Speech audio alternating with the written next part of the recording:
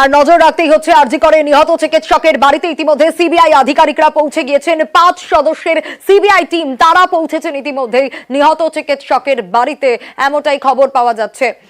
নিহতের বাড়িতে সিবিআই এর 5 সদস্য। সুবীর রয়েছেন আমাদের সঙ্গে, আরো বিস্তারিত সুবীর জানাতে পারবে। সুবীর, এই মুহূর্তের ছবিটা। দেখো, এই মুহূর্তে পানিহাটি নাটাগড় অম্বিকা মুখার্জি রোড, সেখানে নির্যাতিত ছাত্রীর বাড়িতে সিবিআই প্রতিনিধি দল তারা কিন্তু এসে পৌঁছেছেন এবং 5 সদস্যের প্রতিনিধি দল এসেছেন এবং তার সঙ্গে কেন্দ্রীয় বাহিনীও রয়েছে। এবং তোমাকে জানিয়ে রাখি, 5 সদস্যের মধ্যে 2 জন মহিলা রয়েছেন এবং 3 জন পুরুষ।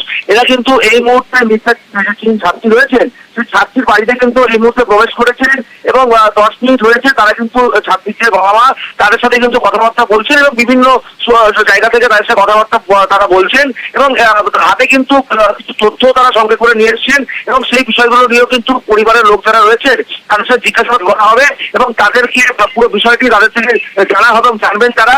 এবং এই পুরো বিষয়টি নিয়ে কিন্তু এখনো পর্যন্ত যারা যে ছাত্রী রয়েছেন তার বাড়িতে কিন্তু এই সিবিআই যারা আধিকারিক রয়েছে তারা জিজ্ঞাসাবাদ চালিয়ে যাচ্ছেন। বেশ সুবীর।